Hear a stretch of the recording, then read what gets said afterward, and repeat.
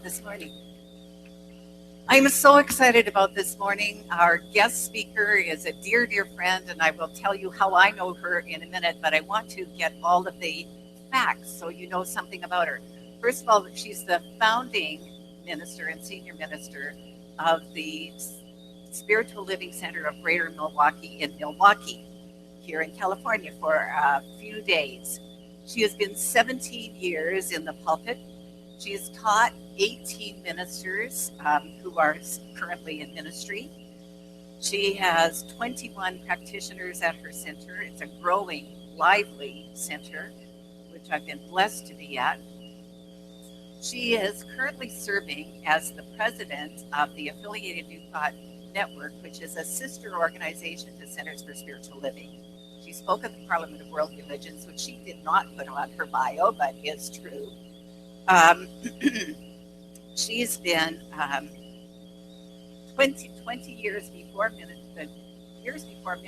For 20 years, she was in the film and television industry, working for such names as Viacom, Disney, Lorimar, and NBC. She also has a certificate in hypnotherapy and teaches hypnotherapists. She's got a wonderful, thriving hypnotherapy practice in addition to all of her ministerial work. However, she says her greatest pride comes from Wise Women workshops, which she did with Dr. James Claypool and me for many years, and being my prayer partner for 17 years. 17 years we did prayer partners every week, and now it's twice a week. I am so thrilled to invite to the platform, speaking on spiritual maturity, my dear friend, the Reverend Dr. Lisa Laurie Stewart. Give her a big welcome.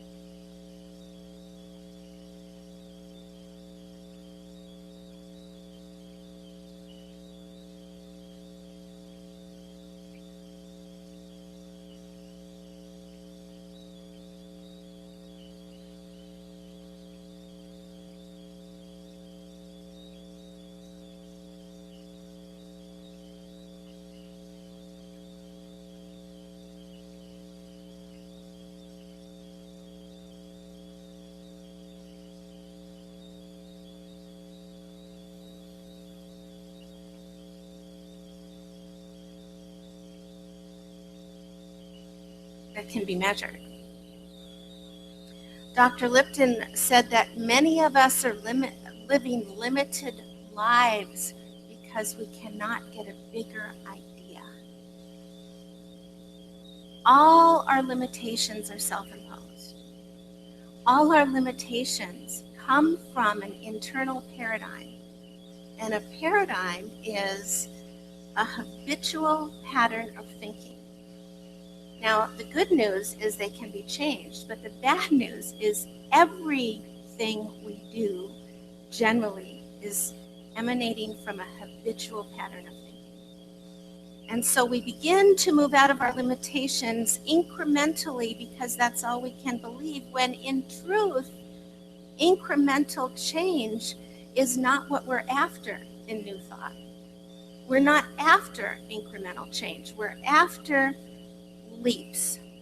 The great Price Pritchett, he's written 38 books on change management, said, never ever think linear about the future. Think in terms of leaps. Think leaps.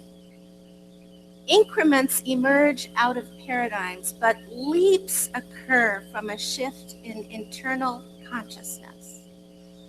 So in order to shift that internal consciousness, we must move into what the quantum physicists call the unified field. But you and I know that that is the mind of God. That is the resonant field of love itself. And yet, it's all the same thing, you see. The unified field that the quantum physicists teach and the resonant field of love that a metaphysician teaches, they're the identical idea. Fred Alan Wolf, who is a quantum physicist I quite admire, and if you watch YouTube, you can see Dr. Quantum. Have you ever seen those cartoons? Dr. Quantum, Fred Alan Wolf created those. He's just brilliant. Quantum field theory is based on the idea that there's a hidden, invisible matrix behind every visible thing in the world. Does that sound familiar? There's an invisible hidden matrix, a divine intelligence, a universal mind.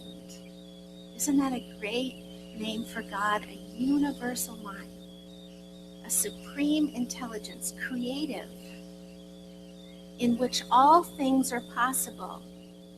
He goes on to tell a story like this, that he said we limit our lives by thinking we know how to solve a problem.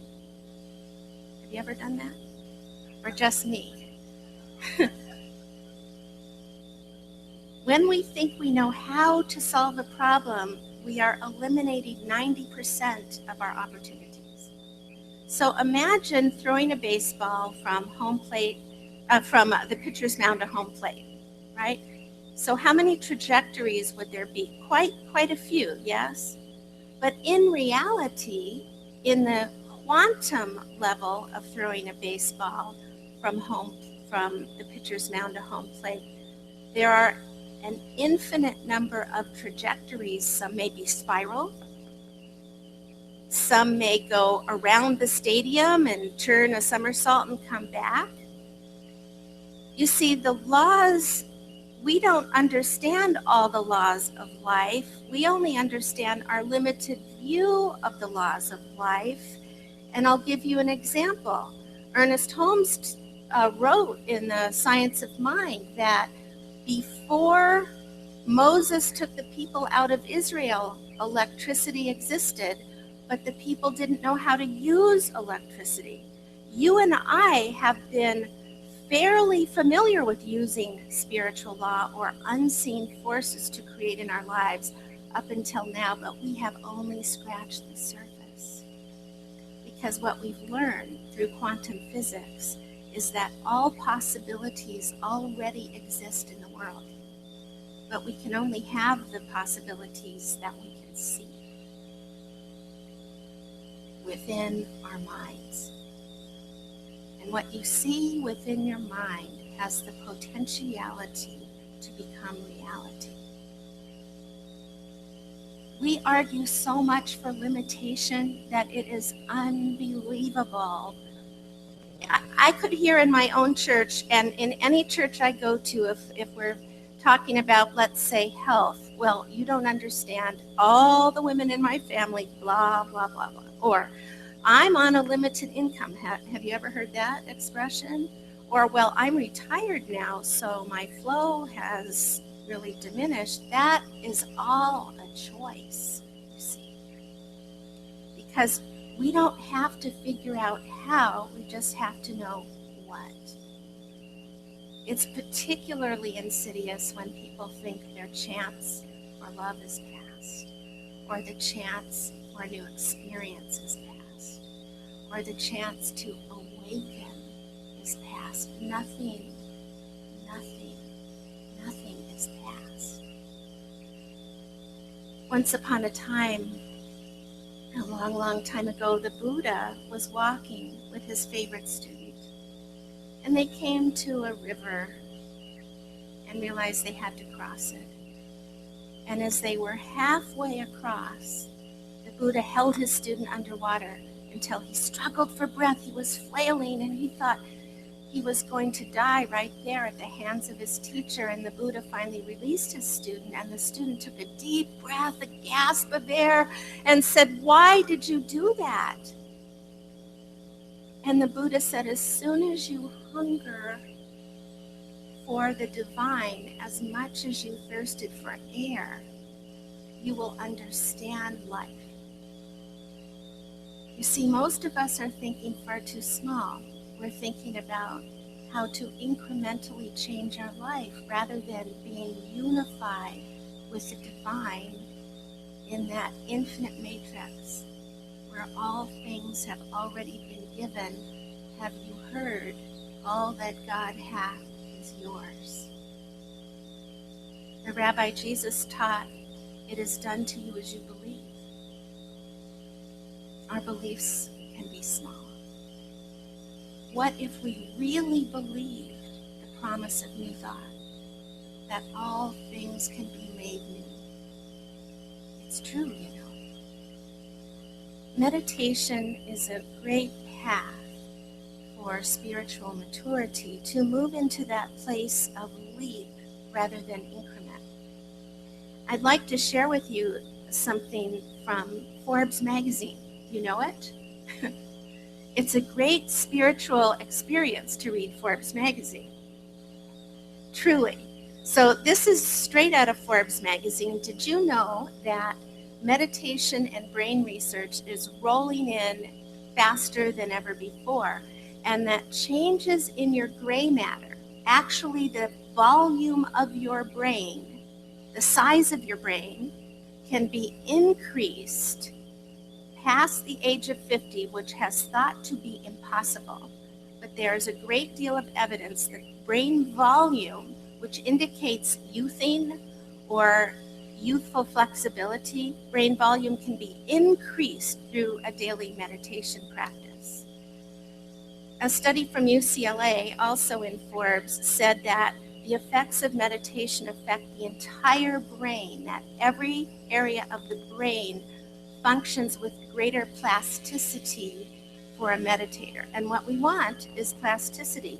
Yale University, did you know there's actually a name for monkey mind? It's called DMN. That's called the Default Mode Network.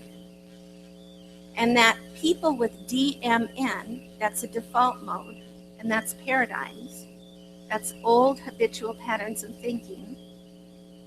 Ever have monkey mind about your family members? We're going into the happy holiday season. Or maybe a former spouse, or maybe, who knows, right? If you go into default mode network, which is what science calls monkey mind, you're less happy. It's measurable, right? So only by switching out of default mode, out of monkey mind, can you expand your joy. Johns Hopkins University Hospital found that meditation had a measurable and moderate effect on brain frequency and chemistry to the measurable at 0.3. And this was thought to be quite low until it was discovered that that exceeds the measurable benefits of antidepressants. This was in Forbes magazine. I did not make it up. So meditation has greater measurable benefit on neural pathways than antidepressants. Did you know that 2 weeks of meditation practice can increase teenagers' graduate record exam scores by some phenomenal percentage, by 16%? 16%. These are measured activities. Now, it's difficult to measure spiritual maturity, but I believe that centeredness in the face of what the world calls crisis is spiritual maturity. Spiritual maturity is the ability to watch the news and not get pulled off center. And if you are, to know enough about yourself to go right back to the truth that life is infinite and can never be stopped despite appearances. We might change our physical address, get out of this suit that we're wearing, but our soul, our infinite life, the unique individual that you are, is forever and ever and ever evolving and is birthless and deathless and infinite.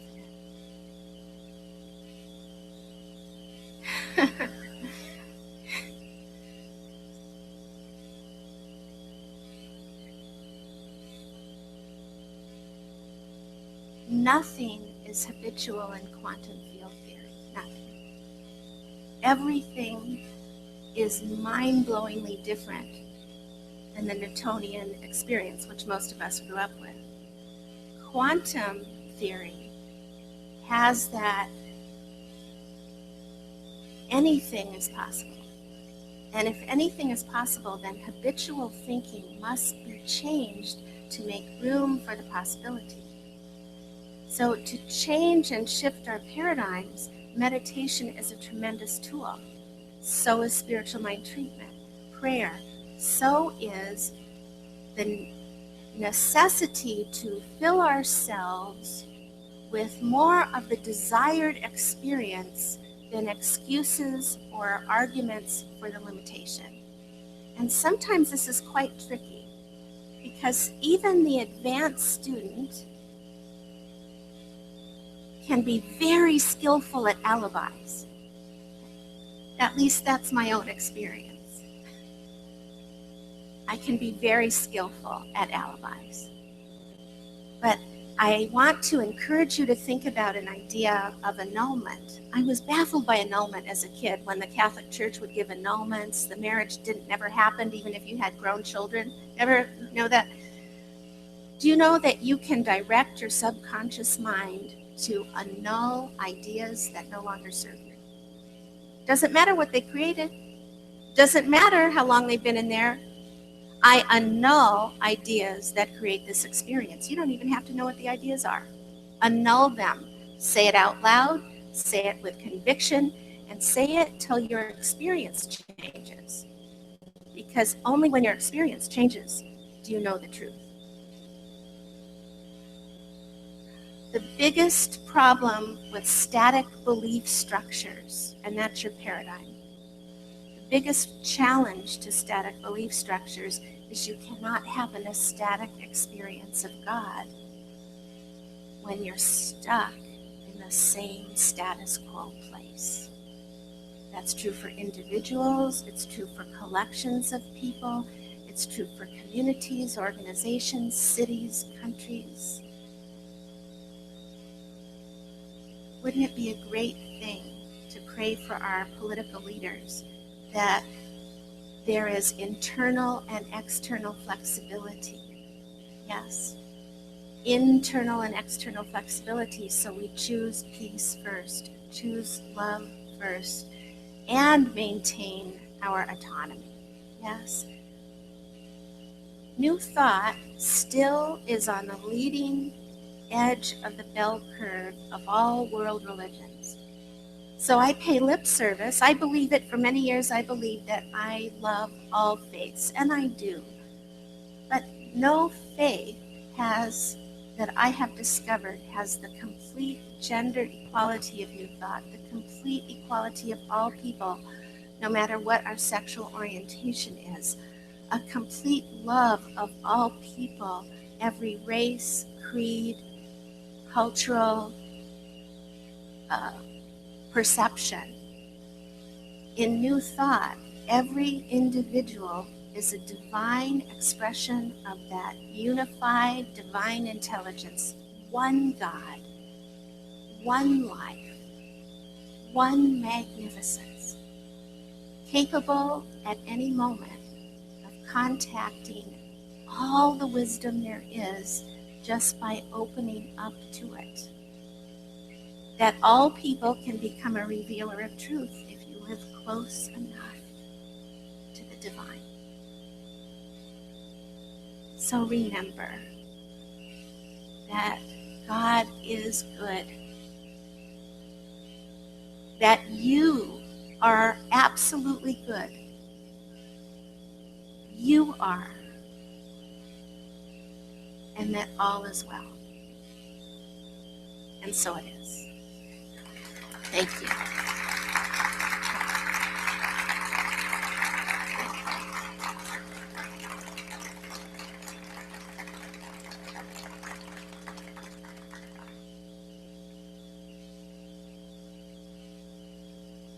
Would you like to? Okay. Well, I'm going to pray. Thank you so much, Dr. Lisa. That was absolutely exceptionally great. So, but let's anchor those ideas in prayer.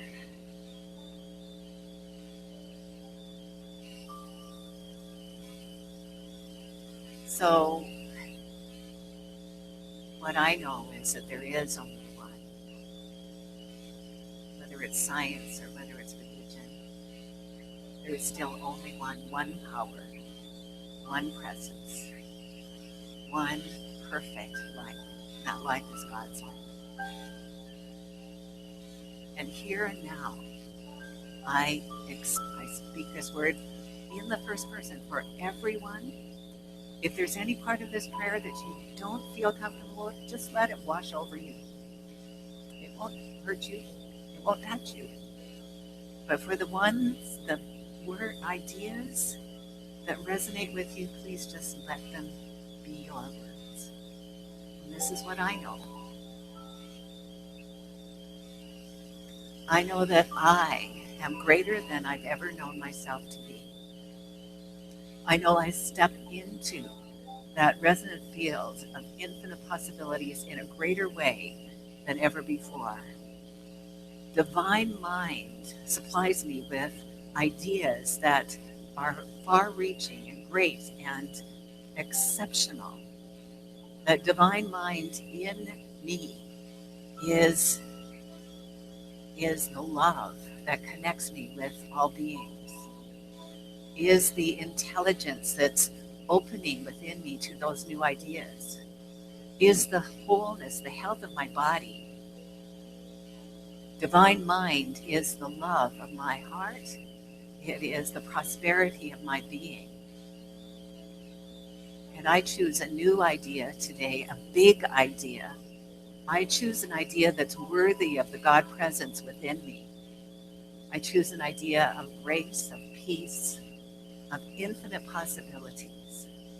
I choose an idea that is a blessing to all life, to all beings everywhere. I choose an idea of collaboration and cooperation. I choose an idea that is exquisite. And I share that idea. I share all that I am with my world. And my world grows larger by means of this prayer, by means of this new idea. I'm open and receptive to God's grace in every single way, and I give great thanks that this is so. With my heart filled with gratitude. I simply say thank you. It is complete, and so it is. And now, welcome back to the platform with another powerful song, Michael Paul.